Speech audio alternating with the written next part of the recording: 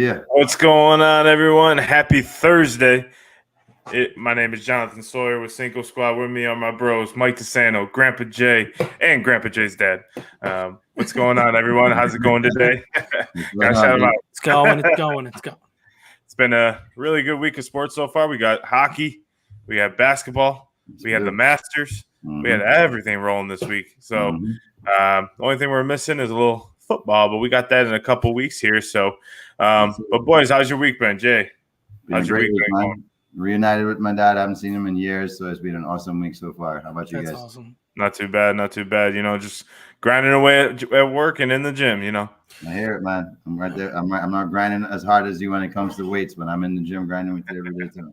So. Grinding away at work and at work and at work and at work and at work. But guys, there was a question that came up for me this week that I needed to ask the two of you. What is that? Do you or do you not feel bonita? I feel bonita. Wonderful, because you look bonita. I told you I'd do it. I told you. I told you. That is one of my favorite things on social media right now. I see that. I see it with all the dogs, and they put like a bow on them. Yep. And they're like, "Do you feel bonita?" I'll send it to you, Jay. So you can dude, so funny. Well, wanted to start the show off by saying we are 2 weeks away. 2 weeks away from our live show at Maloney's local Irish pub in Carrollwood location. Actually, Grandpa Jay is going to be heading to their location. We just got our posters in, so head down to the location, grab a beer, grab a burger, grab some wings, and scan the QR code, subscribe, and it's going to be all on the poster. But subscribe, like, comment, draft night for your chance for a certain prize. Yes. So you have to go to the location. But yeah, definitely come on out if you're in Tampa. If you're not, drive down, fly down, ride down, walk down. Train, I don't care. Bus, whatever. Bike, plane, jets, walk, scooter, planes, whatever. trains, automobiles. We're near water. Jet ski. Sit down on it, let someone drive your vehicle and pull you on your jet ski. Hang glider. So yeah, come on down. We're gonna have a great time. It's gonna be a long show, and we're gonna just enjoy the night, and hopefully, you know, the Eagles pick a good pick. So, but definitely going to be a great time. So we'll put all information on our socials. Of course, the banner is right here. So Maloney's Draft Night Special. Make sure you guys check it out in Tampa, Florida, Carrollwood location. Boys, so obviously Jamie and myself are drinking water tonight. So or no, what? Oh, you got the water? Okay. So that one goes like 2 minutes. What you sipping on? 2 minutes. We now come to the portion of the episode which is my segment. This is Mike's. What you sipping on? We should even give him the big screen too. For any, so we got to change it. Just what's in Mikey's cup? What's in Mikey's cup? Right. Which for anybody out there that went to school with John and I, you would not have expected this to be my segment not at all. but it is. And the return of an old favorite. The ice is a little melted in it. My ice melted very quickly, but it is a cinnamon bun. Do you guys remember the cinnamon bun? Yes, of course. Yes. Fireball whiskey. It's a little weaker because it's grocery store Fireball. But A&W cream soda, the only cream soda that goes into my cinnamon buns. I don't even need to do the test because it's delicious. The only cream soda that comes near my buns. Awesome. Moving on. Should we ask if your buns are bonita? No. Wonderful. They are bonita. Wonderful. Because no. Anyway, sports? Is there sports thing? There's sports. Sports. What's on right now? Jamie. By the way, I knew the Bulls were going to win last night. I wish we had yesterday. That was a crazy game. Take the Bulls. They were down by 19 though in the third. Yeah. Like Toronto gave that one away. Really. Well, I'll throw it over you, Jay. You know, what are your bets? What are your bets of the week, man? Last week was a disaster. This week we are going to recover. Prior to that, we were 4-1 though. But John definitely jinxed me and said I'm 4-262, and I went right back into my. Don't worry, I jinxed the Yankees today because I said Johnny Brito was our best pitcher, and then he gives up 7 earned in the first. So. Terrible. So I am riding on the coattails of NBA playoff basketball, and I'm going to take the Saturday lineup and I am going to go out on such a big whim here and say I'm taking all the home teams. I'm taking the Sixers to cover 8.5 at home at the Nets. I'm taking the Celtics to cover 9 against the Hawks. I'm taking the Cavs to win, not cover, so they're going to win outright. And the Kings right now are 0.5 point favorites at home against the Warriors. I think everybody's going to think the Warriors are going to be the only road team to win on Saturday. Nope, I'm taking all the home teams. We're going to have chalk. And so we're going to see a lot of chalk in the first round. I really think a lot of the home teams are going to dominate game one. They may have one road, maybe one road, but I really think the home teams are going to dominate here. And then some series are going to get competitive. I'm going to go across the pond for my absolute pick of the week, though. Right now, Man City is unstoppable. Okay? Unstoppable. This team is playing the best football they've been playing all year. Right now, it's title or bust for them. There's no way they are going to lose to Leicester City. Leicester City is, even though they're fighting to stay alive, give me Man City at home to win by 1.5 goals. So they're going to win by at least 2 goals. So Man City 1.5 goals. And that is your top 5 bets of the week. We're going NBA for 4, all the home teams, and we are taking Man City at home. I'm riding that home team bandwagon this week, gentlemen. I love the picks. And if you lose all those picks, you can just go across the pond and watch it on Sunday morning and watch Man City dominate. That's right. You got to do it in your Bill Walton voice. Well, Man City is about to dominate everything going on. It's not the Conference of Champions, but I tell you what, gentlemen, they're a championship team. Reminds me of my days. It reminds me of my days at Berkeley. My dad's getting pissed off right now because he's like, why are you not bigging Arsenal up right now? You have the nerve to say Arsenal's not going to win? Pops, who you got? He's an Arsenal fan. Arsenal from Papa J. Papa D. Do you guys like the Warriors over the Kings in game 1? No. Well, now that Andrew Wiggins is back, yeah. He's a key defensive crutch that they've been missing. But he's going to be on minutes. He's going to be on limited minutes. Limited minutes, but I think he can.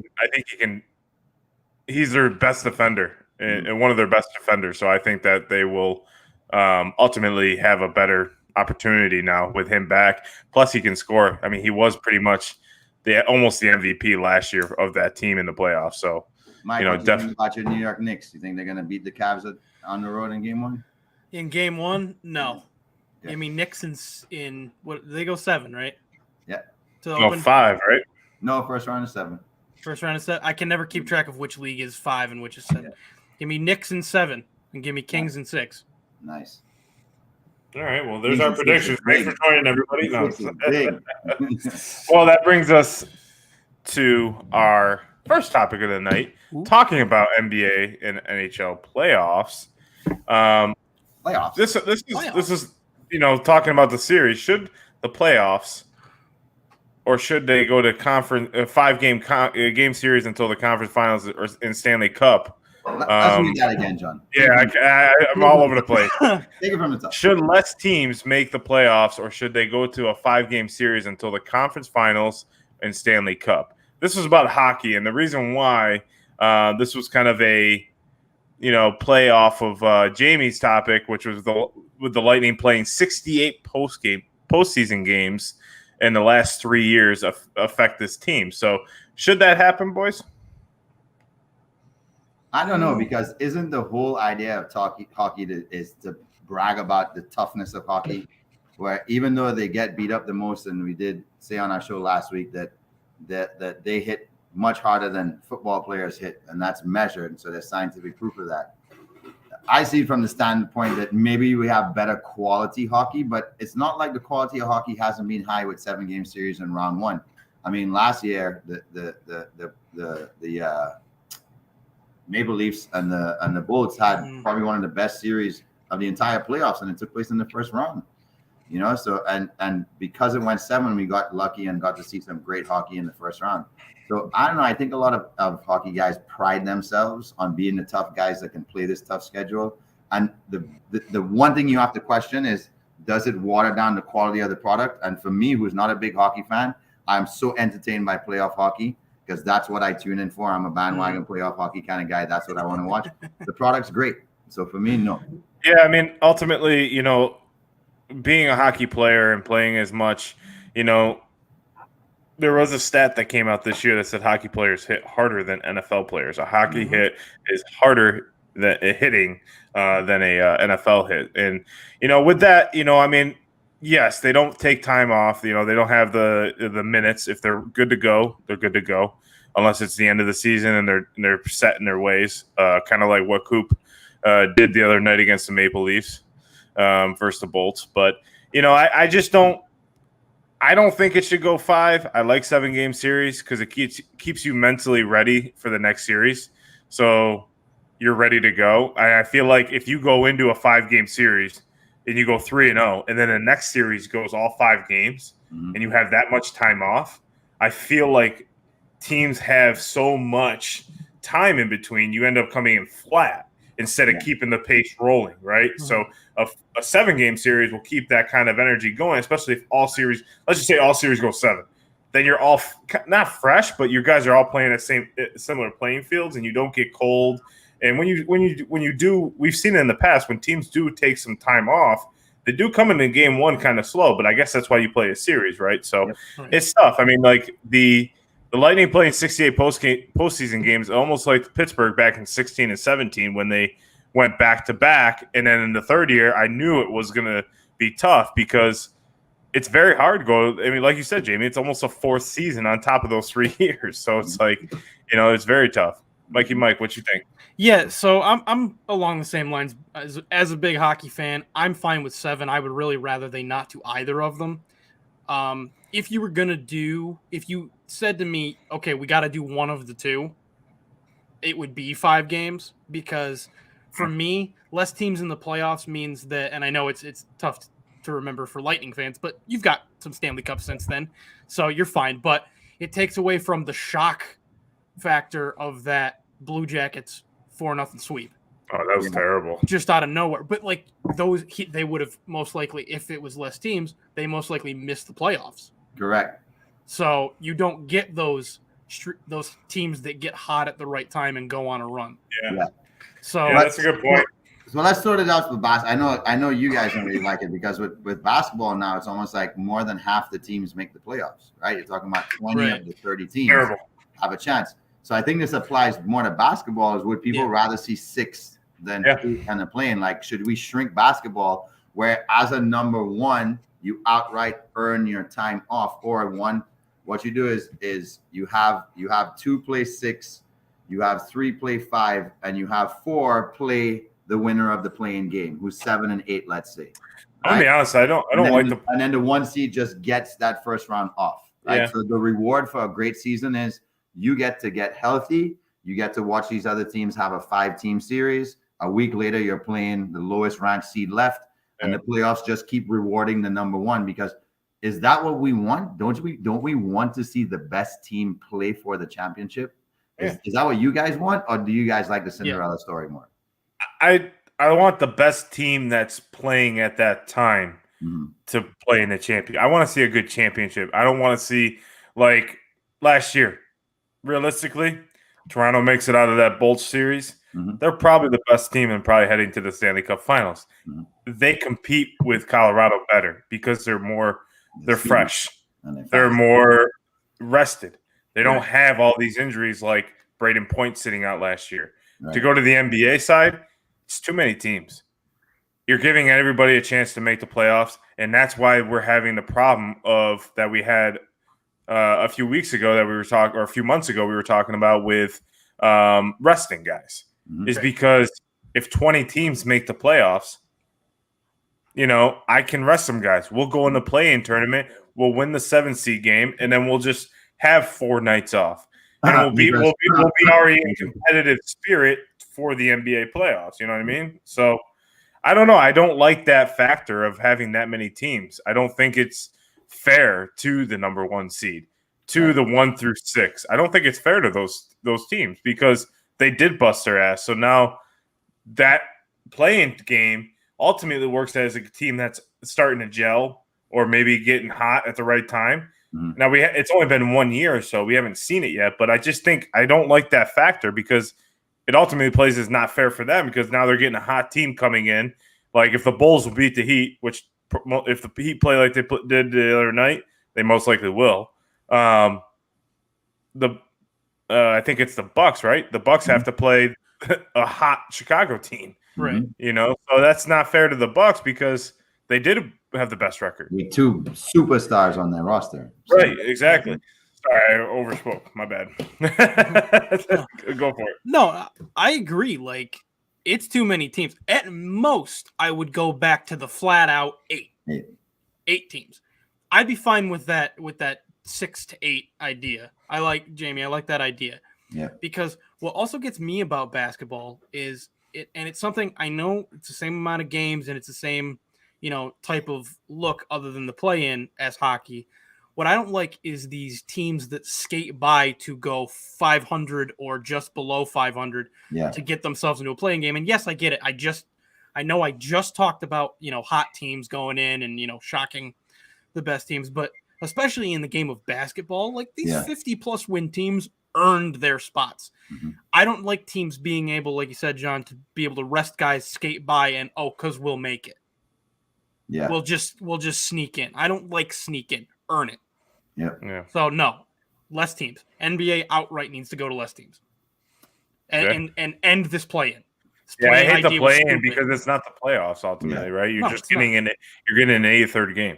But they like to act like it is. And then next year they want to do a NBA mid-season tournament, which I think is stupid. I think that's what is the benefit of the mid-season tournament? Like, I don't understand. Global, that's expansion of the game globally because I'm hearing they're going to do it in China, they're going to do it in Mexico, they're going to do it in it's for international audiences. It's like the NFL going. They do it in the Bahamas, like whatever it is. So. Yeah, I'd be pissed if I was a player, to be honest with you. Do it on an aircraft carrier in Hawaii. Well, here's the thing, right? Not only that, it's just dumb. I mean, you're taking out 2 weeks in the middle of NBA season to go play in a tournament. What if? And you know what's going to take, honestly, and I hope it doesn't happen. It's going to take what's going to end it real quick is taking a superstar getting hurt over there in this tournament for them to stop doing that. But I think listen, so. Just like it always does. Here's the thing, right? How do you create a bracket with 30? Do you do is it going to be the last 4? So here's the thing. Because it's 15 and 15, right? Well, the way you're going to have to do it is you're going to have to do the last 4 in. So 27, 28, 29, 30 is a last 4 in tournament. And they'll make 27 and 28. And then you could have them seeded 1 through 7s that way. Where you give, like I just said, if you give the number ones byes and you have 2, 7, 3, 6, 5, 4 like that. And then the lowest seed. So it's going to be difficult to even think about how to even make that bracket. But ultimately, what are they trying to do? Replace the All-Star game? I think so. Christmas okay, so you want into All-Star. So you want to replace the All-Star game and put it right in the middle when the most watched tournament is playing as it is. Right during March Madness, you're going to put this. So no, it becomes a tease because it's right before March Madness. So I think the timing is cool because they're teasing this tournament knockout idea. It'd be even cooler if they make it college basketball rules and go to 2 halves and have shorter games as well. I think if they made it because here's the thing: you have to find a way to be innovative in order for people to keep holding on to this concept that, yes, I enjoy this league, because you have to appease to a crowd that wants to be able to be interactive while watching the game. Yeah. So I think a lot of what they're doing is trying to create a model. It's faster paced. You can do more with the fans. The NBA players aren't going to obviously be as serious as college basketball players because the pride of winning that tournament isn't the pride of winning the national championship. So there's going to be a little bit more of, I hope not like the All-Star tournament where you back off defensively to the point where it's like an All-Star tournament. I hope there's some defense, but it is going to have some flair to it. And it's going to be nice to see some games that have some flair at that point, because even though the slam dunk contest, it definitely came back to life this year. Mm-hmm. That's been a snoozer. The 3-point contest isn't what it once was. Like the winner of that, you're not getting the best guys. That's the problem. The skills contest absolutely sucks. The world versus rookies thing or this and that, it's not working. The product's essentially a college all-star game. You have to save it. You have to save it. I was saying this, and Mr. Cinco and I were talking about this. It should be world versus USA. Yeah, because in the actual or Europe versus USA, however you want to word that, because there is a lot of European players now that are talented, right? Bro, the world needs to be there. Ben Simmons needs to be on the roster. So, there's a lot of players, a lot of Canadian players. So playing against a lot of American guys, that would be actually an interesting game instead of doing something like that. So, I mean, honestly, going back to the original question, should they they should honestly, if they want to keep it 5 games in the beginning, okay, put less teams in. Yeah. Like stop this stuff because what is it? I mean, what if Chicago gets run over by the Bucks? They just did all this fighting. It's just not fun in my opinion. It's not fun to watch. I think they'll give them some games. If Miami it's through. They own the Bucks this year, so that could be a good matchup. I don't know. I just don't like that. Bro, what are your thoughts on that? That world team, you just got my head ticking here. That world team can literally be Jokic at the point with Luka at the 2, and you have Giannis at the 4 with Siakam at the 3 and Embiid at the 5. How do you guard that team? It doesn't matter who the USA puts up. How do you guard that team? Also, there's an international player we're forgetting in there. Yeah. Technically, Kyrie qualifies for the World. He was born in Australia. That's right. That's interesting. And moved to the U.S. And so does Karl Anthony Towns because he has dual citizenship with Dominican Republic. Right. Yeah, he does. But I think he would play for He probably US. would. But still, like, there's the guys. Yeah, I mean, you have enough now. Yeah. It's not just an American-dominated league anymore. Like, there's a lot of guys that are European guys now, where it would make that game actually a lot more interesting to watch. Is the USA versus world, and it's like, okay, so let's see how this works, right? Like, I mean, obviously you got LeBron. If they change it to that, you got I'm Jason Tatum. Probably there. Yeah, you Kevin Durant, Curry, you got those guys, which would be a pretty stacked team, right? Yeah. But then, like, you look at the fact of the world. I mean, that's a pretty tall and lengthy team right there. That starting 5, that's crazy. But Jamie, do you feel like there should be we're bouncing back and forth, everyone. If you're tuning in, the question was, what we do. Should less teams make playoffs? Or should they go to a 5-game series until the conference finals and Stanley Cups? Jamie, I don't think you answered. So no, I said I like it how it is. I think they should keep it. The hockey product is good. But to get someone who doesn't watch regular season hockey to feel like I'm compelled to want to watch a lot of playoff hockey, it's because the product's right. So I think the product's a good product. I don't want them to change it. I like the fact that first-round series are more competitive than any other sports. NHL is the most competitive playoff round-by-round sport that there is, period. 100%. I mean, I've seen a lot of people. And the thing is, I became kind of a Tampa fan when I went to a playoff game with my wife, and that was electric, man. Like, it was just like, I mean, obviously the first playoff game I ever went to, they were up 3-0 and lost the rest of the series. So it was not a very good finish, but we're never going back because they want to. After that. Yeah, I was banned from the game. That guy. So comment on our comments. Jersey needs to leave the building. So as we shift or I guess continue our talk with NBA, can the West be won by a lower seed? Absolutely. I think so too. I don't think the West is as competitive as everyone keeps saying it is. I don't think it's that good. Now, a lot of the teams are. I mean, I think the NBA champions is coming out of the East, but the competitive nature in the West has been very mediocre this year. Teams are 500. Denver's been probably the most consistent team, seeing how they're the number 1. Sacramento's played a lot of great basketball, a good young team at home, and earned the right to be a 2 seed. Yep. Memphis has up and downs. The Lakers has up and downs. Lakers had a whole transformation middle season. You didn't even think they would be in this position. Yep. Then you have Golden State Warriors defending champion. We don't know. We don't know who's going to show up for that team, right? Like, is Draymond going to get a tech and end up getting thrown out of a game? Most likely. Or can they win a big road game this year? And they win a big road game, right? They haven't won big ones this year. Yeah. Phoenix, can KD stay healthy? Phoenix is the high seed in that series, right? So let's go series by series. The Clippers will not beat the Suns. Paul George is out. He probably is not going to play that series. If he does, he's a shell of himself. So the 5 seed can't win. Can the Warriors beat the Kings? Probably. Can the Lakers beat the Grizzlies? If AD stays on the floor for 7 games, probably. I think the Lakers are going to beat the Grizzlies, and I think the Clippers are going to beat the You said Suns? Yeah, they're playing the Suns. I think they're going to beat the Suns. No way. No chance. 100%. The Thunder or the T-Wolves won't beat Denver. Denver's going to win their first round series against the T-Wolves or the Thunder. So basically what we're asking now is, are the Lakers or the Warriors likely to represent the West this year? I personally think it's going to be looking at everything. They'll play each other in the second round. It'd be Lakers Warriors if they win that series. And then it'd be Clippers Suns. It'll be And Suns Nuggets. I think the Nuggets are going to the finals. I think they'll be consistent. I do think I think the Clippers are moving on. I have them moving on. And I have the Lakers moving on. How? Kawhi Leonard is going to beat that whole Suns roster on his own?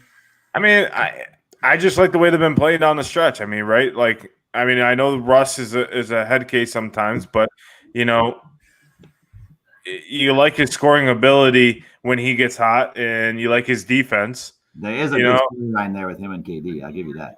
So, I mean, yeah, I like Kawhi. I think Kawhi can really and he's shown in playoffs he knows how to turn it on.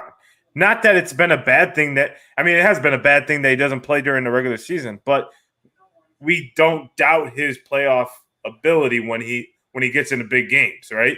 Made a shot in Toronto. With the Spurs, he's won 2 or 3. Like, he's been That's the Spurs. A playoff. Bro, you know, playing for the B team in his own town, even though they have a better record than the Lakers, right? I mean, I get it. I mean, it's like the Mets. I mean, in New York and stuff. Right? But Mikey, I get it. But let me ask Mikey this: how many games have the Suns lost with KD in the lineup so far this year? Oh God, why are you asking me? How many games, but how many games has KD played in Suns lineup? 8. But he's only been eligible to play like 14. He's played 8 games, Jamie. No, but what I'm trying to say, well, we're talking about Kawhi though. Obvious with the roster. He's talking about KD. On the floor, I know. The saying the game becomes easier for Devin Booker. You can't have the game become easier for Devin Booker. That doesn't sound right. So that's why to me the Suns are the favorite in the West. The game should not be easier for that. It should be illegal for the NBA to allow a player to join the Suns that makes it easier for Devin Booker. That doesn't make sense. That's why the Suns win the West. Suns win the West? Yep, Suns win the West. No. Yep. Suns are not winning the West. They lost too much in the KD deal to win the West. No, I can't believe if you would ask me like even 100 days ago, the Lakers. If I was going to say this. No. I think the Sacramento Kings are winning the West. Wow. That's amazing. I think they are we've seen crazier. Yeah. Well, here, let's flip it over. For you. Owls. The Owls fly on. Let's flip it over here. Let's flip it over to the East. Are the Bucks the underdogs going into the playoffs? 100%. Being the 1 seed? No, they're not the underdogs. No. Not the way Giannis play. I mean, that team. I mean, are they getting Chris Middleton back? Not the first round. Not the first round, but I think they can take care of business in the first round. And with a healthy Chris Middleton back, man, that 1-2 combo right there. We saw it a few years ago, and it's going to be scary. It's going to be tough. I think a matchup against the Celtics is going to be tough when they're healthy. Mm-hmm. But I also think, ultimately, we've seen this before with the Bucks. They're a hardworking team, and they're going to continue to, do anything possible to win. And I can't go against Giannis. I mean, unless they're playing the Heat, right? If they're playing the Heat, they're underdogs. Yes, they're the underdogs. They're Wow. 100% the underdog because the favorite in the East is Boston. What? Not anymore. Why? The Vegas came out with their odds yesterday. No. I'm not. I don't care about odds. Okay. I'm saying. Well, that's where underdogs come from, Mike. In my mind, my favorite's Boston. Your favorite's Boston. Okay, so but they are now not the favorites anymore in Vegas anymore because of their injuries and their consistency. Their consistency in play has been very bad. Okay. Jamie, who's the number 1 coming out of there from Vegas? Bucks. It's Bucks, Celtics, Suns, It's the 4 teams that went last year in this order: Bucks, Celtics, Suns, Warriors, and 76ers. Those are the 5 in that order. Gotcha. Okay. Yep. Well, I can't see it. What do you think? Do you think they're the underdogs? Me? No. Yeah. I think the Bucks have been the team to beat since January the 1st, or like since January 11th. They're like 35-9. I mean, they've just mowed through their competition. It has not been an issue for them to win games this year, and that's what we saw from. It was the flip flop last year. Boston got hot in January. They were played around 500, and they won like 80% of their games, and that led them to have that belief to give them that push to make the run to the finals. And they were up 2-1 on Golden State, and they couldn't close the game at home. So they were playing the best basketball, and to me, that's always the major number one indicator that this is the team that's going to make it. And the Bucks are showing that more than any other team right now. It's always one in one of the conferences. There's always going to be one. In the LeBron days with the Warriors, we knew it was LeBron's team versus the Warriors. We kind of knew that was a game, right? At some point. But now it's really interesting the way that the Bucks have been able to play without Middleton shows they made the best moves and brought in players that can plug in for an all-star and still play at this level. Boston hasn't shown that when Jaylen Brown hasn't been on the court, or Tatum hasn't been on the court, or their big men haven't been on the court. They are missing that element when they're not there. The Bucks have not missed a beat without Middleton, which shows me that team is going to be the hardest team to beat in the playoffs this year. Yeah, I mean, I agree with you. I mean, here's the biggest thing, right? We alluded to it earlier, right? And the one thing we kept saying is teams sit out players. Yeah. During the season. We don't get a real feel on teams until the last maybe month and a half. And the Bucks have, I agree with Jamie, the Bucks have been playing their best basketball over the last month and a half. And it's just really like interesting to see them play as well as they have been with the amount of injuries they've had. I know Drew Holiday's had suffered some injuries, Chris Middleton being out early, but I think it benefited them, him being out as early as it was, because it allowed other guys to step up and play and actually mold together and grab some chemistry together. So they're going to be a scary team. So I think it's tough to say, is a team ready or not, because we never really get a full product until the last month and a half until the season's over with. And, that's the tough part with the NBA. We're supposed to be all these rest days. Yeah. All right, so let me throw a curveball real quick. Mikey, go ahead. I'll say after you. Go ahead. The thing for me is that even more than last year, the East is more competitive. There's a lot more teams I can see beating the Bucks. So for me, it just feels like a better bet to me if it's Bucks versus the field in the East to take the field. Yeah, someone can beat them. I don't think you're wrong for thinking Boston's a top team, because they have been all year. But lately down the stretch, they have not played consistent basketball, where they've had losses and they have, they've had, some good wins. But, the team hasn't been healthy all year.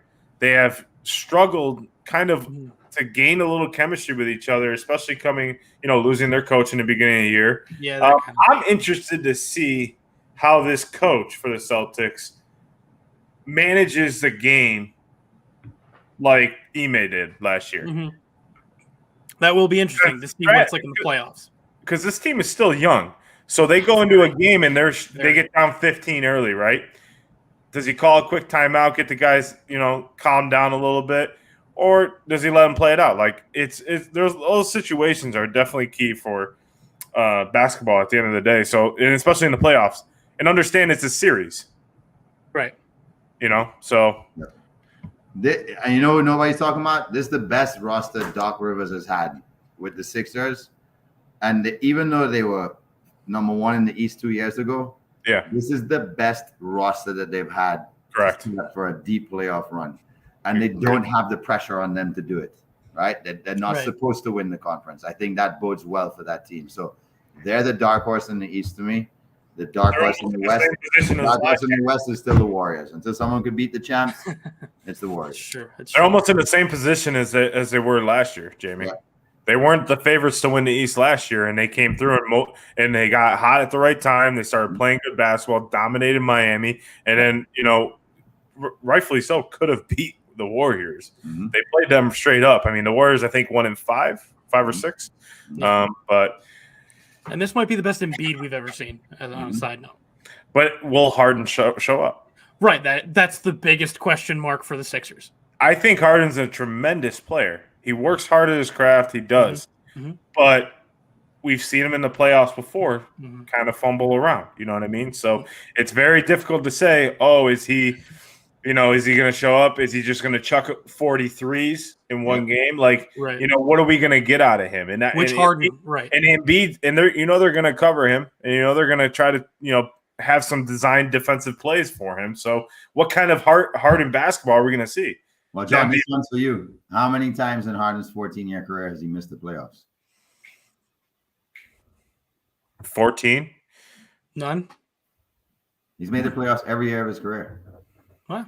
Interesting stat, right? That could have been your stump the squad question. No, I have a better one. I know you do. So we'll continue that basketball talk next week, and we'll see how our predictions are going so far. Hopefully, is it a 5-game series for the first series? Yes. No, it's 7. It is 7. I can't. I tell you, I can't keep track of who's.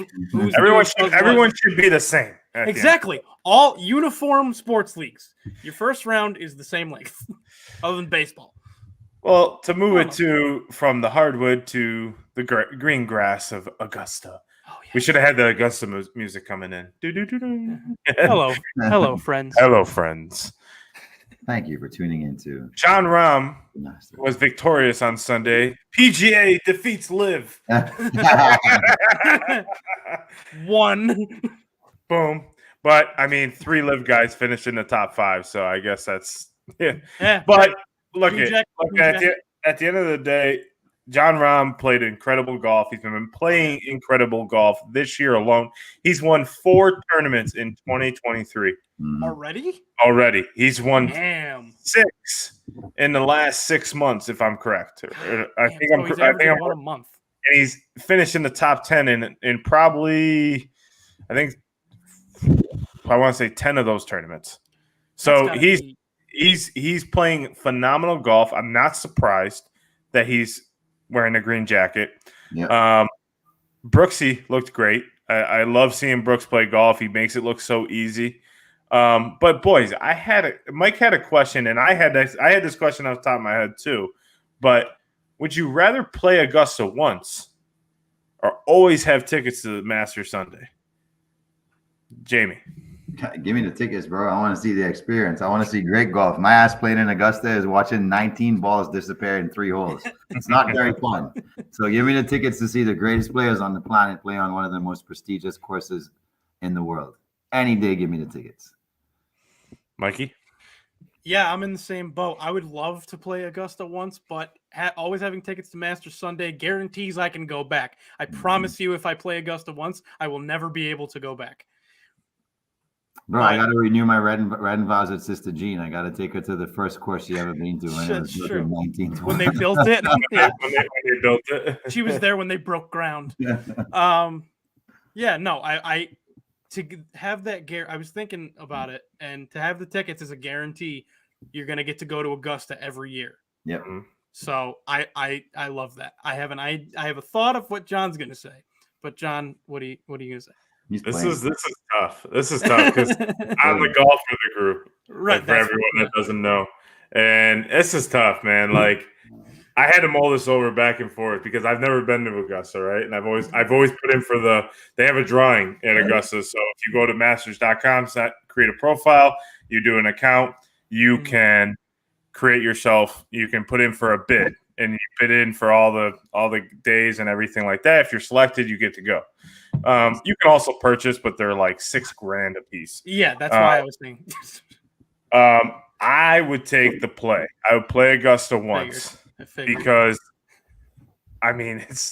it's like the god.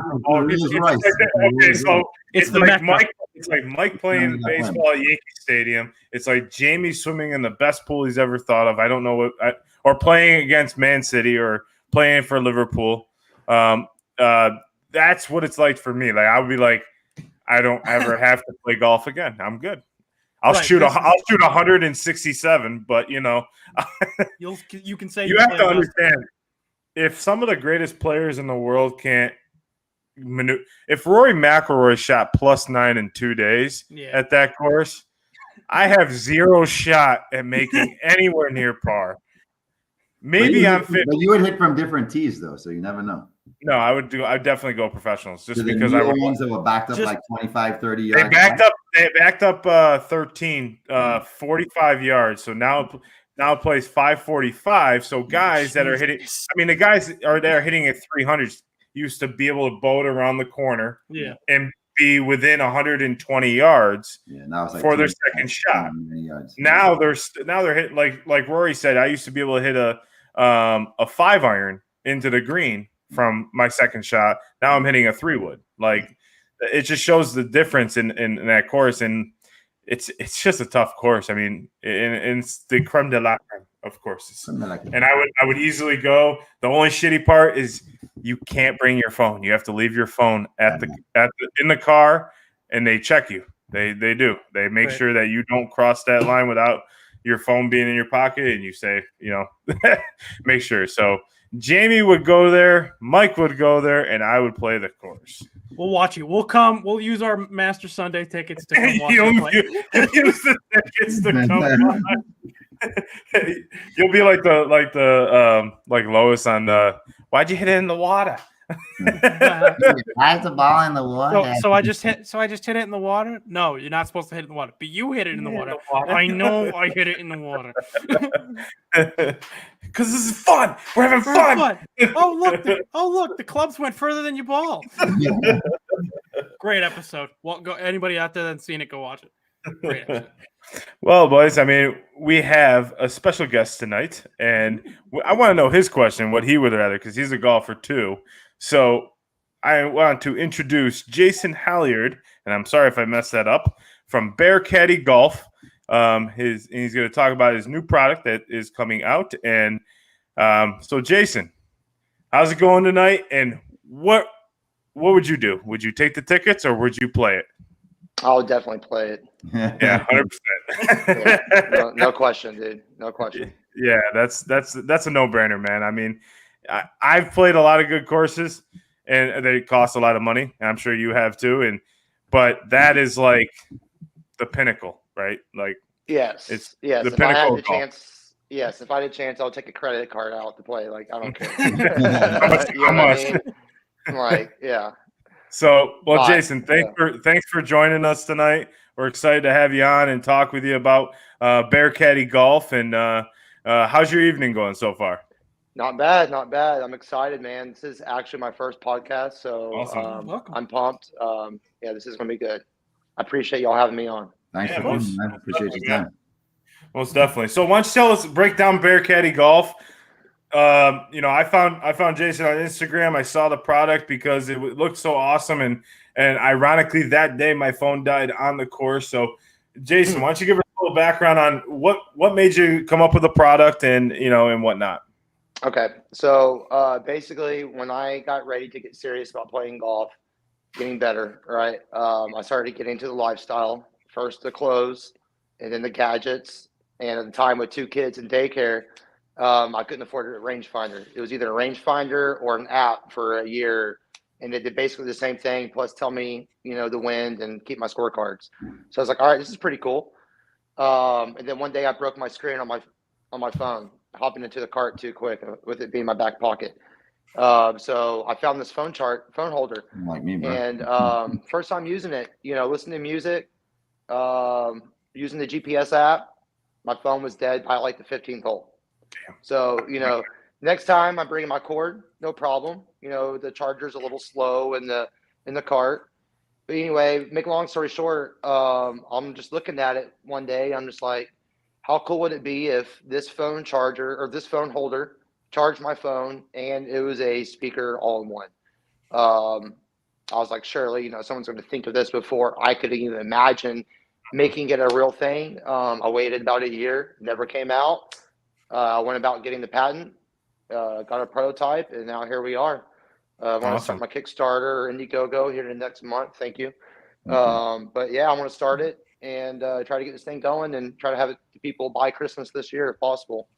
Sweet. Awesome. Jason, But yeah, thank you. So I'll just say, show us what it looks like.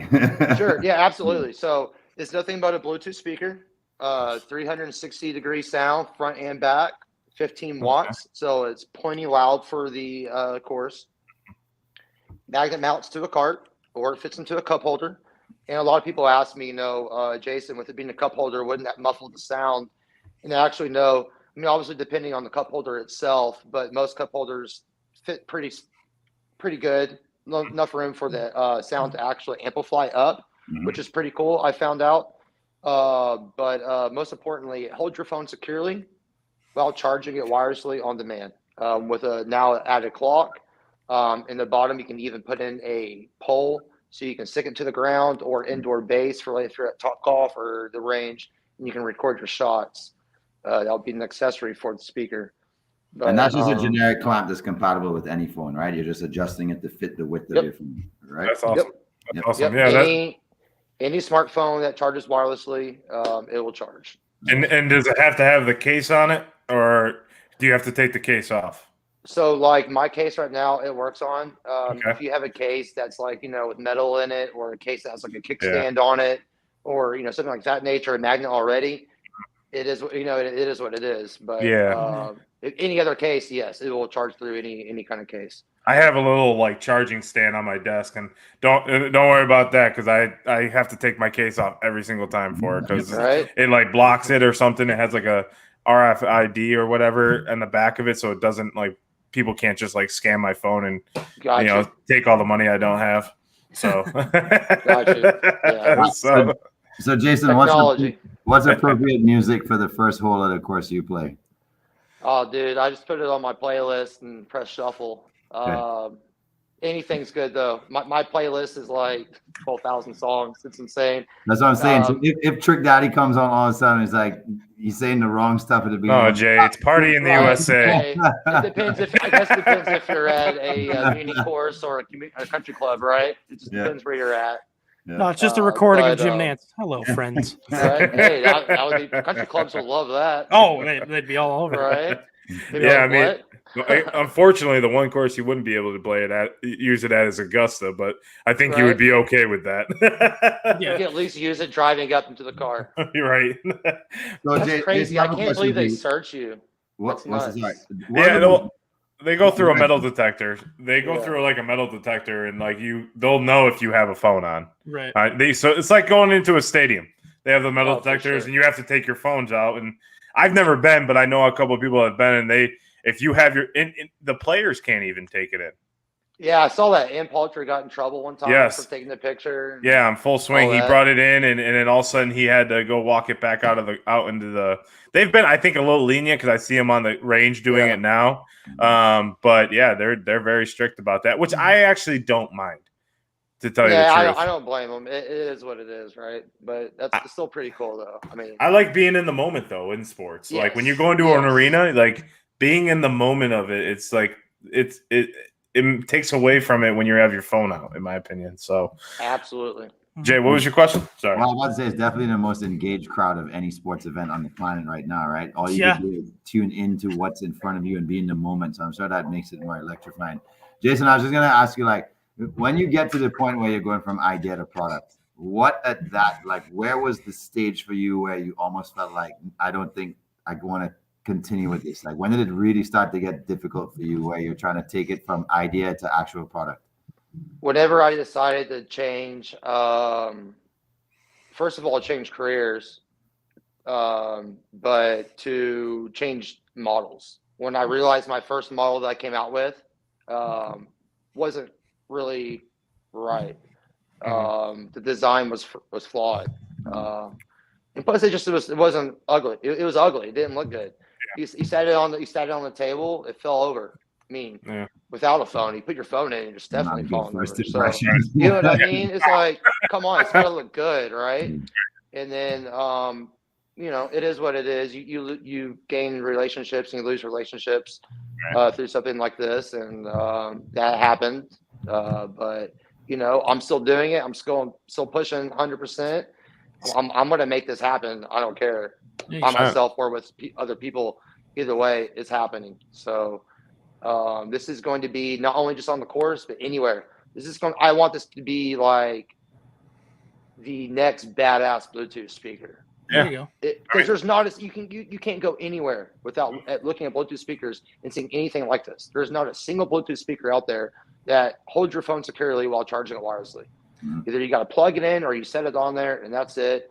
Like, this is going to be used for so many things. It's not even funny. Awesome.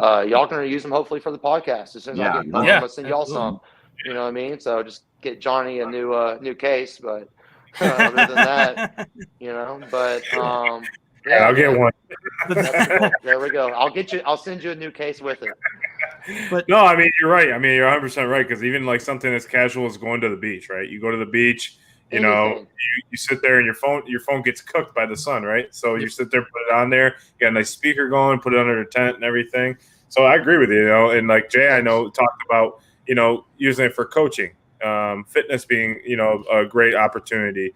So that's awesome that it's multi-used, right? It's not just take it to the park, take it somewhere. I mean, you see my gym in my garage. Take it in your gym, yeah.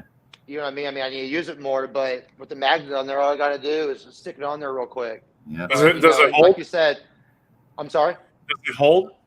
Oh, yeah. It has neodymium magnets, whatever they are, right? nice. Super powerful. It's a big-ass magnet, 50 pounds of force. So, Wow. you know what I mean? Unless you're flipping that golf cart, it ain't sturdy. coming off.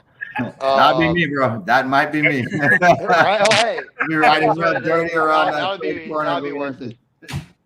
That'd be a great It happens. commercial if you flip a golf cart. Yeah. But my phone's good. But like you said, at the beach, right? So it's IPX5, dust and waterproof. Mm-hmm. Nice. So, you don't have to worry about that. That's awesome. If you have two of them, you can pair them.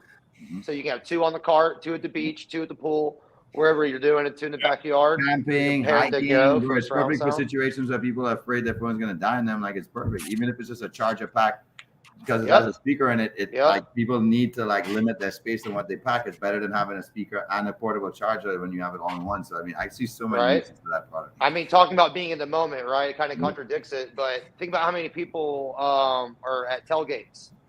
And Yeah. then, Good call. then they get to the game, and then like, of course, we want to be in the moment sometimes, but most of the people, they're there with their phone the entire time. Yep. Mhm.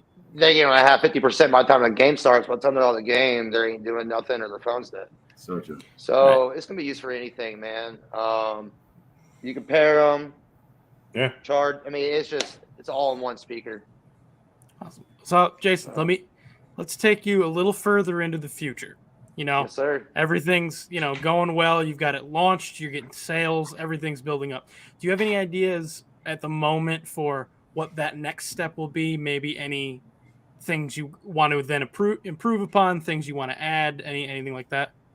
Absolutely. I mean, like I said, I built this for listening to music and listening to and using my app, right? My GPS app. So if I could somehow integrate an app into here for music and or GPS, that'd be really cool. There's so many different things that could be used. I mean, with the poll, not so many people may want the speaker. So if I could just make a poll with the phone charge from the top of it, hold your phone right, basically make a new selfie stick. I mean, why not?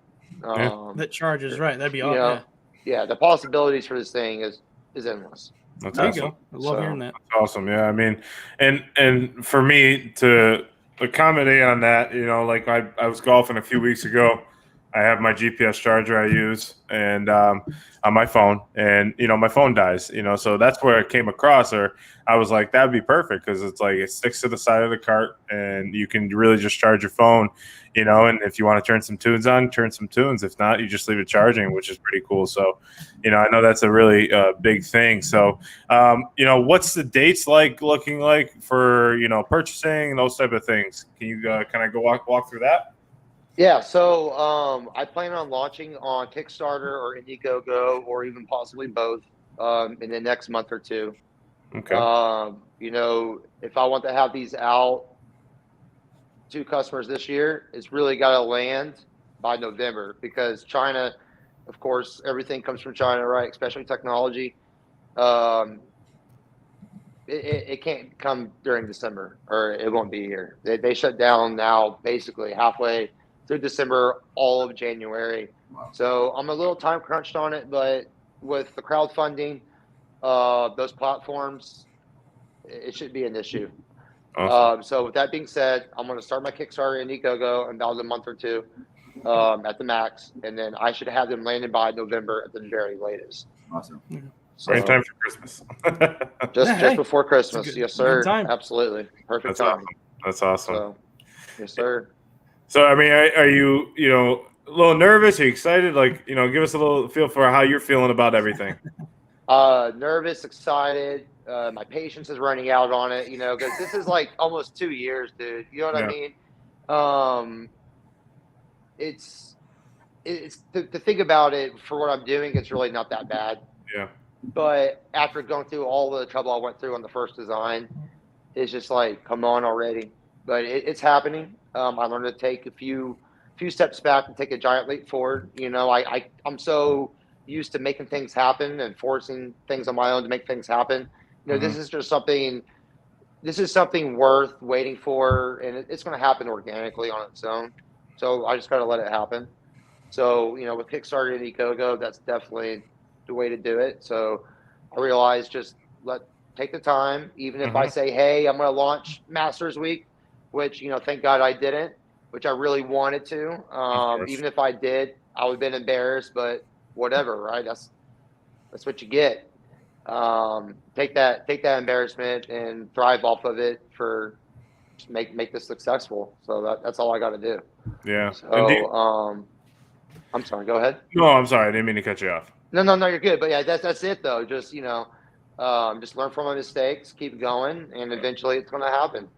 And Well, before I know it, I tell you what thought just came to mind is that this might be a product that a lot more women want to buy for their husbands or boyfriends, because then they can't say my phone died on the course. And they can't say, well, sorry, honey, I couldn't tell you when I was going to be back. So it might be a stocking stuffer for more men than anybody else. Because the wives and girlfriends are like, nah, your ass can't tell me your phone was dead. Because you got to take this everywhere you go. Yes, I love that you say that, because my wife is always blowing me up right sometimes. Or my buddy was actually saying that the other a few weeks ago at the golf show to people walking out like, what's a bear caddy? But on top of that, women are going to be buying them for themselves too, and not just for golf. I mean, I came home the other day, right? I came through the garage, right through the laundry room, and I thought I heard something. And my wife is FaceTiming her mom on the bear caddy, magnetized up on the washer. I'm like, are you kidding me? Because her phone was getting low from my daughter being in all day after getting out of school. And I'm just like, thank you for doing that. That's awesome. Yeah. So it could be used for anything. Yeah, and that's a cool thing. Like it's I think that being a multi-purpose is an excellent feature. And I think, something that we talked about in previous conversations is, at gyms, gyms are trying to eliminate tripods as much as they're, and it's working. But people are putting their phones up on, I see them putting them up on desks. They're doing like this, like trying to stand it up. And I'm just like, this product would be good if you got yourself in front of gyms. That'd be awesome. One question I had for you is like, when you're starting a product like this, what is some advice that you've gotten about patience, about just saying, you want it so badly, right? But like understanding that everything takes time and patience. So what kind of advice have you gotten that maybe you can, offer to other maybe startup companies that are looking to start and are getting the anxiousness and stuff like that? I mean, you explained it in a nutshell right there, dude. Just be patient. Just wait. Make sure, if you have goals, obviously, I'm sure you've heard it before. If you have goals, you got to have a plan. So just make your plan step by step, get it done. Before you know it, the goal's happening. Right. But I mean, you said it, dude. Just have patience. Really, if any advice at all that from my biggest mistake, when building your team, first of all, you build a team. Don't try to do it by yourself like I did off the get-go. And then when you do try to build a team, don't do it with friends and family. Just find, get on LinkedIn. There's people out there. If you have something really good, there's people out there that are very professional, very successful. They'll be smart enough to know this is something to hop on with. Nice. Don't try to do it by yourself unless you know exactly what you're doing, and pick the right people. Other than that, if you can do those two things and then follow your plan, it'll happen. The dream will happen. Definitely. Because any idea that's worth a patent is worth a business. So 100%. anybody can do it. Yes, sir. Yeah, I feel that's important. I mean, for a lot of things, because a lot of people want the instant success instead of the long term. And that's something that's probably pretty big for a lot of people that maybe are in your situation. That are thinking like it'll never happen, and it's like, okay, yeah, let's calm down, let's take our time and whatnot. So awesome. Did you have? I have a sports question to ask you. Did you have John Rahm winning the Masters this past weekend? I didn't have him winning it. I didn't really know he was going to win it. It's Augusta. Who knows? Yeah. But I knew he's going to, finish probably top 10. He is a badass. Yeah, he's been playing great. I was really hoping Rory was going to do something because he's never won it, right? Yeah. And he really wanted it, but that flittered away in the first 2 days. Yeah. But it was really cool to see. It was so sad watching Tiger limp off like that. Yeah. It almost made me want to cry as I was watching that live. Yeah, I was telling my dad that too. That really sucked. But to see Fred Couples playing still that was insane. To see VJ. VJ's my dude. Yeah. Starting playing Tiger back in the day, I always picked him for his speed. Yeah. If someone else wanted Tiger, fine, have him. I picked VJ for his speed, dude, or his spin. His spin on the ball. Yeah. Oh my God. Yeah. But and there's my question for y'all. How many tour wins does VJ have? Oh, that's a good Tour question. wins? Yeah. 33. Close. 37. I was gonna say 36. Where's So it? I'm gonna say 36. That was in the 30s. Is it low 30s? 34. Okay. Four. One off. Wow. 34 though. But dude, my very first ever golf competition I ever went to was the Byron Nelson, 2006, I believe. That's in Dallas, right? Yeah, it's moved over, but for the longest time it was at what hotel is that? Four Seasons in Las Colinas, basically Irving. Anyway, we were running late, 2006. Me and my two buddies, we get dropped off. And we're running up on whatever hole it was. I think it was like 12 or something. Anyway, boom, VJ Singh, hole in one. Wow. Oh, wow. As soon as we get there, I see a hole in one. I'm like, holy shit. I fell in love with him instantly. Fell in love with golf, wanted to start play. But, yeah, dude. VJ's awesome. My guy. Yeah.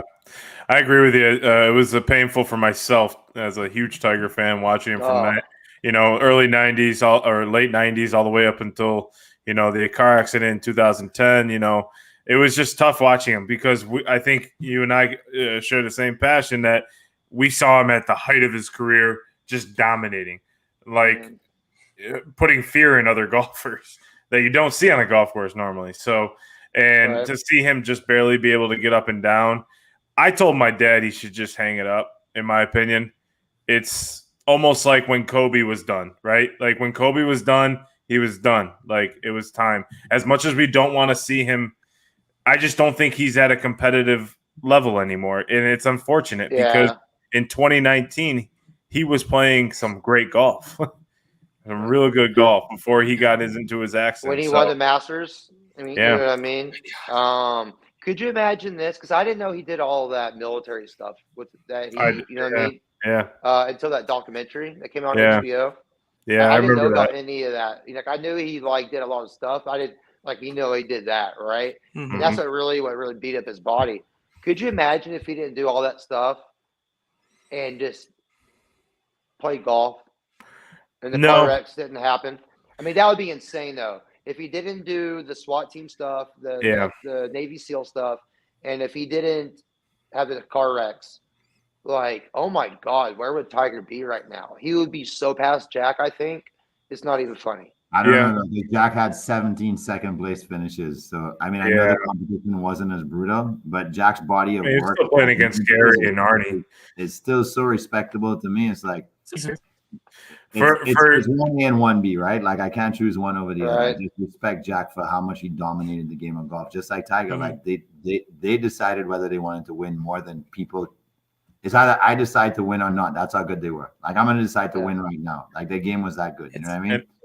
I'll tell you what nobody did see this last weekend was Phil almost backdooring the Masters. I was like, That was crazy too. That was crazy. He was about to backdoor the Masters. But I'm not surprised with Phil is because he was like before he started this whole live crap, you know, he was playing really good golf. He was finishing inside the top 10 on a lot of events, then won the PGA, and then like a lot of people, like I watch golf I was watching the RBC Heritage right now. I watch a lot of golf. I play it, and like I was just watching it, and like I wasn't surprised to see him as talented. I think when he went to live, he lost a little bit of a step, but I'm not surprised because this course, I mean, he's played it for over 30, 35 years. Yeah. You know, and he has almost just as many wins as Tiger, or does he have just as many wins as Tiger? Are they Yeah. both 5, or is Tiger? Phil's at 3, and He's at Tiger's 3? at 5. Tiger's at 5. Okay, that's right. So Okay.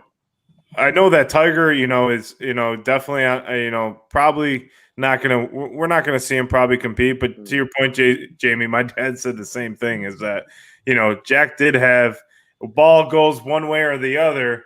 He could have 29, 20, 27 wins, at a major. Yeah. But yeah, it's this past weekend was fun to watch. It was fun to watch Brooks have fun at the tournament and whatnot. And I like Brooks. I don't care about the whole live thing. If you want to go make a lot of money playing less golf, that's your prerogative. Mhm. But my biggest thing for the whole thing is don't bash what started you. Right. No, 100%. When he was on top like that, I was like, wow, is this dude really about to win 2 in a row? Right. Regardless, regardless what the leagues are or whatever. Mhm. He's about to win 2 championships in a row. That's insane. And it was cool that But, we got to see a potentially rising star in Sam Bennett, who I was really hoping was going to win. Yeah, what do you awesome. feel about that? Like, he's Texas A&M right around the corner right there, right? Yeah. But That's pretty badass. That's pretty cool, right? Like, is he an amateur like that? Yeah. I'm sure he probably would have liked to, if he won it, he would have liked to come home with his prize money, but he can't come home with the prize. If he would have won it, dude, that would be insane. First amateur ever. Masters.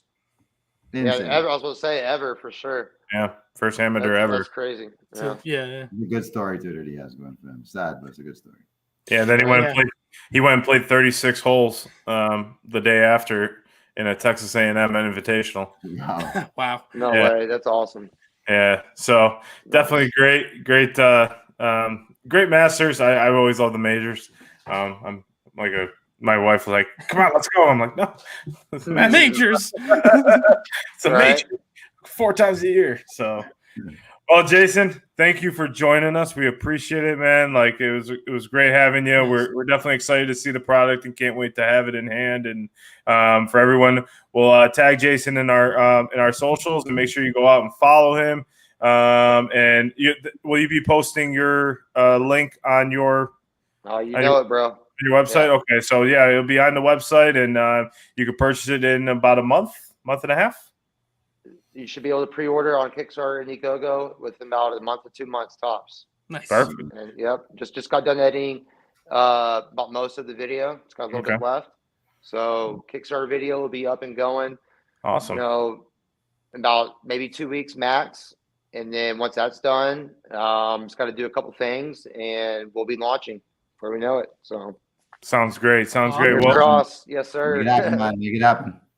Best of luck to you, and we'll stay in touch, and we can't wait to see that link go up.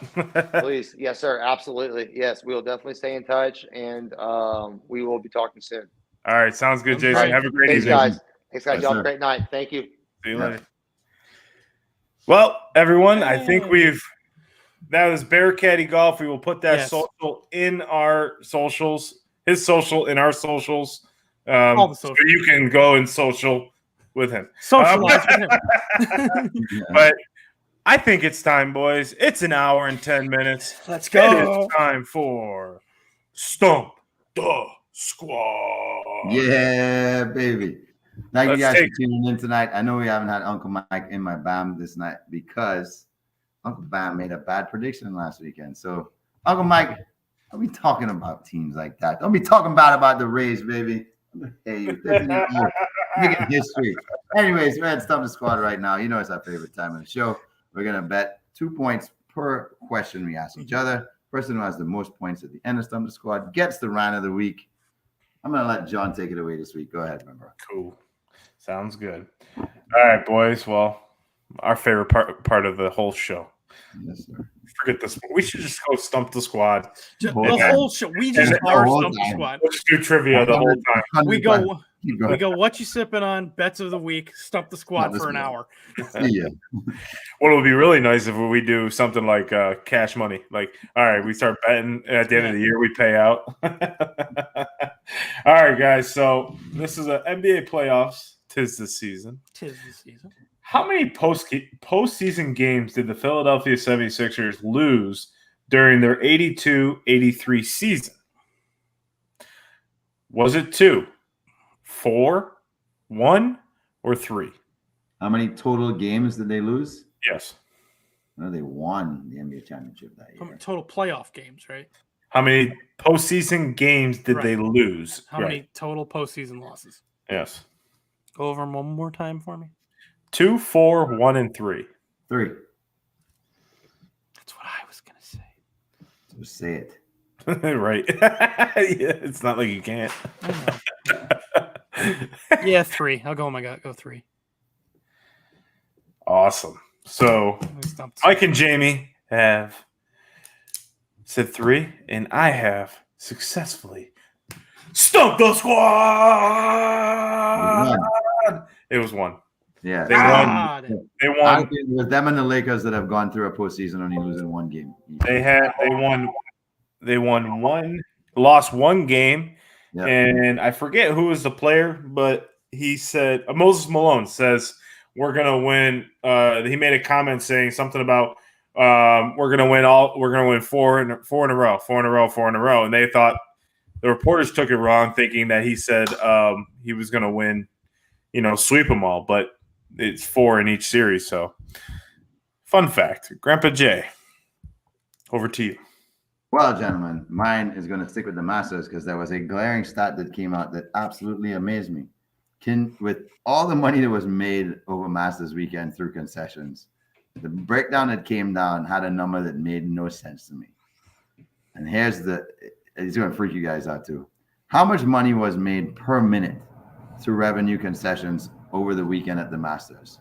Was it $10,000 a minute, $16,000 a minute, $18,000 a minute, or $21,000 a minute that was made during the Masters throughout the weekend on revenue and concessions, revenue made out of their concessions and merchandise and everything like that?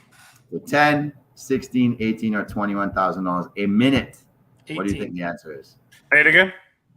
How much money? No, I know. I heard that part. 10, 16, 18, or $21,000 per minute. It was. I saw the stat, and I saw it on. I could have watched the Masters. It showed it there, and I think it was 21,000. Gentlemen, I have successfully stumped the squad. It was 16,000, which is still a ridiculous number. The breakdown of the Masters: $141 million in revenue. That's crazy. Damn it! Always must be one piece of technical difficulty per episode. It is in the contract. It is in the contract of no contracts. Of no contracts. Well, everyone, Jamie's at -2. I'm at -2, and Mike is at -4, which means.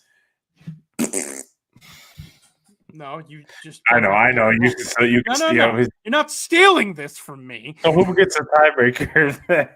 I think we have to do another round. Right. I didn't come with. I only came with 1 question, so we'll have to figure it out. Switch over to Grandpa Jay's charger died. What's my favorite number? C. And he's back. Yay! Rookie mistake. You would think we'd be doing this show for 5 weeks. What a rookie mistake. I know.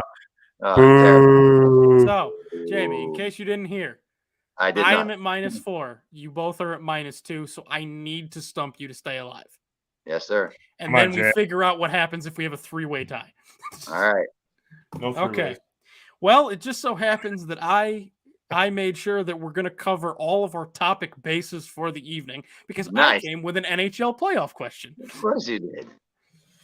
Well, we in hockey have seen a lot of older players playing in the playoffs and pushing for a Stanley Cup. Playoffs. Playoffs. Playoffs. What we really don't hear about is the old goalies. So I need you to tell me, who is the oldest goalie to win the Stanley Cup? I know this. Do you? Yep. Okay. That's a little disheartening.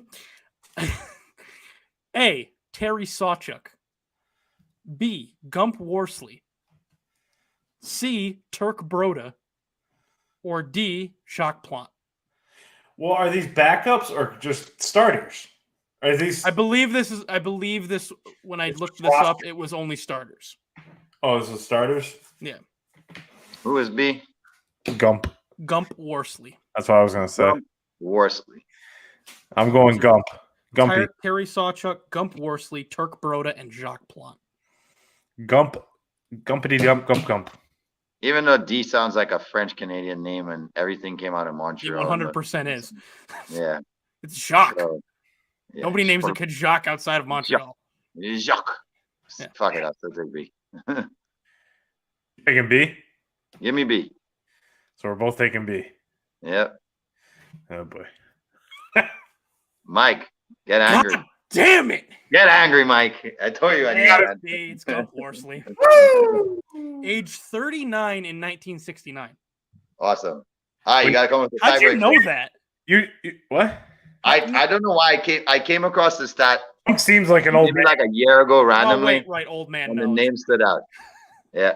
Okay. I mean, come on. Um, You should have just left the number of what age he was at. yeah. You should have left that for the question. I should have. Yeah. Hold on. Hey, Jamie, high five. We beat Talk Mike. amongst yourselves. Pow. Mike. Sorry, Mike. It's okay. Let me know when you guys break 20.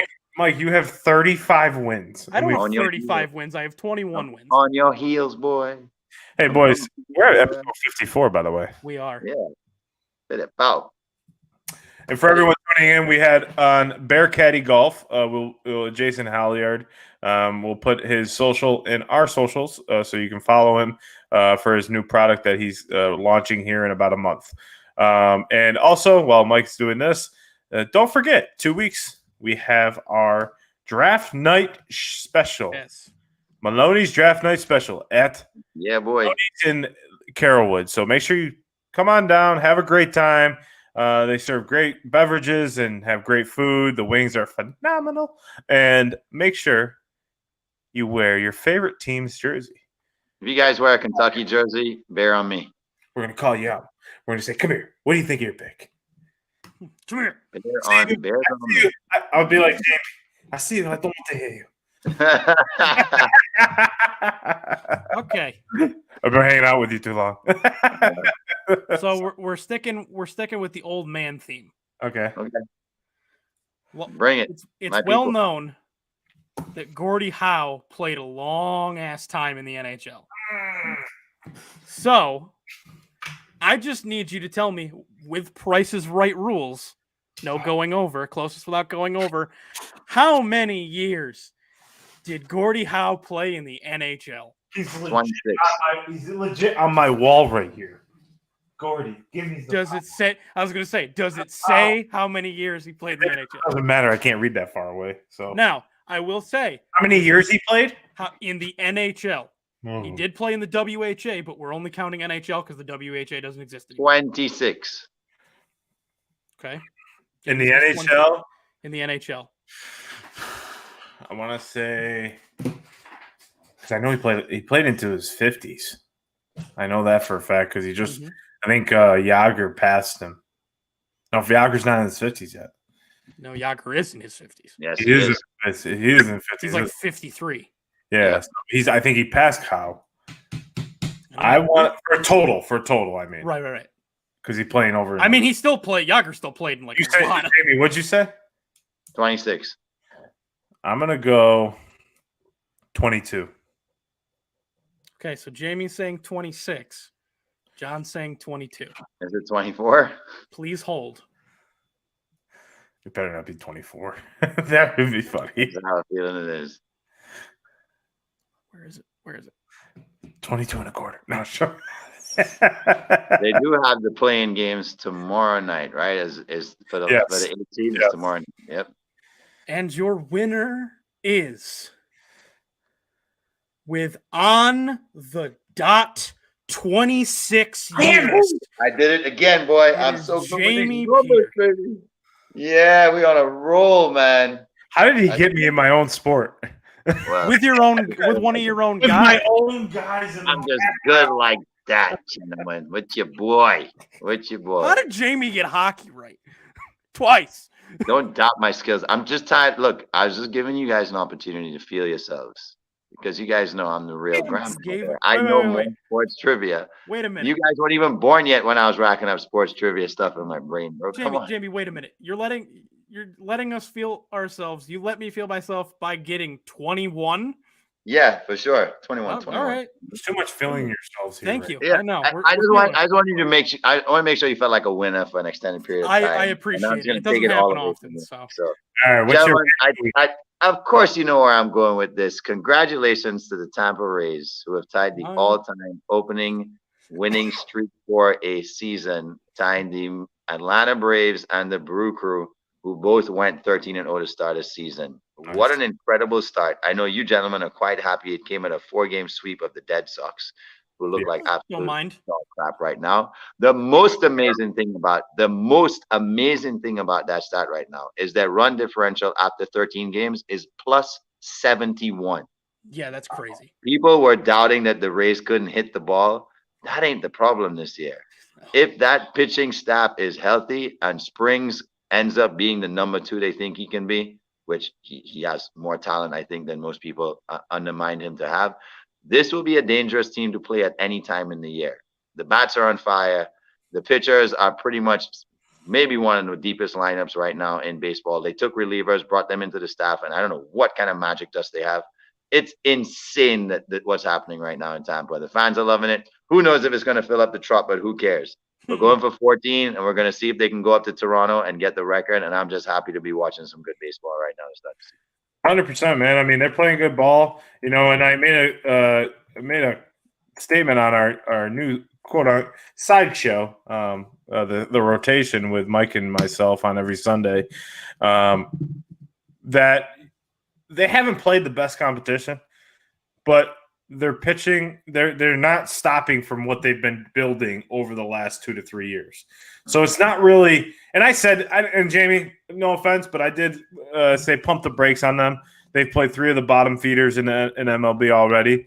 Boston was a true test, and you know what made me feel like, okay, yeah, they're actually a pretty decent team, is they had to come back in a couple of these games. Yep. So their fight is there. They're going to lose eventually, right? No team goes 162 and 0. They're not going to. No. Shush. Now I jinxed that. I gotta stop talking. For everyone viewing, I said earlier I love Johnny Brito, and he's such a dominant pitcher. And then he goes out in the first inning of the Yankees games and gives up 7 earned.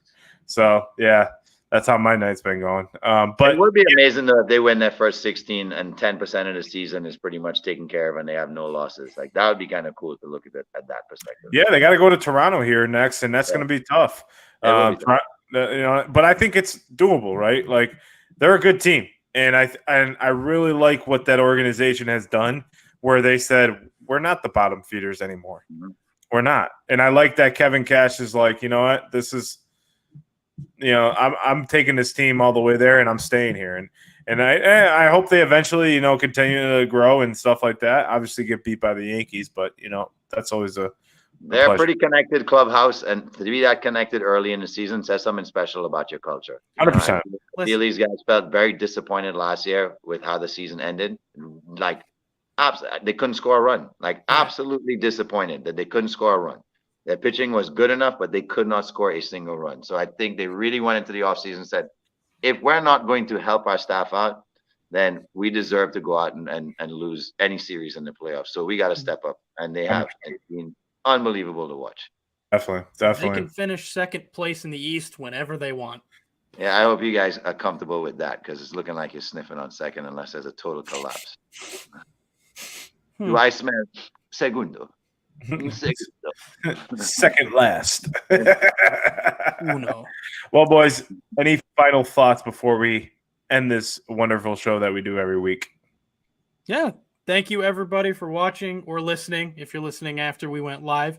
If you are listening after we went live, come on and check the live show out. It's pretty fun. We have a good time over here. Play Stump the Squad with us. Like, comment, subscribe. We appreciate you guys and your support every week. Check us out on all of our different social platforms. Check out the link tree in the bio. And go Yankees. Oh, go Rangers, by the way. Jay, anything about your beloved Liverpool? Liverpool. Don't have much to say about Liverpool this week, so we'll just let the weekend ride out. I'm pretty happy though that I'm a big NBA fan, and I do love the NBA playoffs as well. So it's about to be a great next couple of weeks there, or month and a half going into the NBA finals. So I'm excited to see how it plays out this year. 100%. And for everyone, my final thoughts tonight are Mike and I will be going live here on Sunday night around between 7 and 8 o'clock. We will put that on our socials. Talking baseball. It's called The Rotation. We're going to go take 5 takeaways of each week until the end of the season and into the playoffs. Maybe we'll have a guest appearance by Grandpa Jay and Papa Jay. Hey, Rays 16-0. Let's go Rays. Everyone have a great night. We'll see you next week for episode 55. And then we're 2 weeks away from the Maloney's Double live Cinco. show. Double Wow. Cinco. It would be cool if the draft night live was 55. That would be cool, but Well, everyone have a great weekend. Enjoy the playoff, and we'll see you next week. bye, everybody.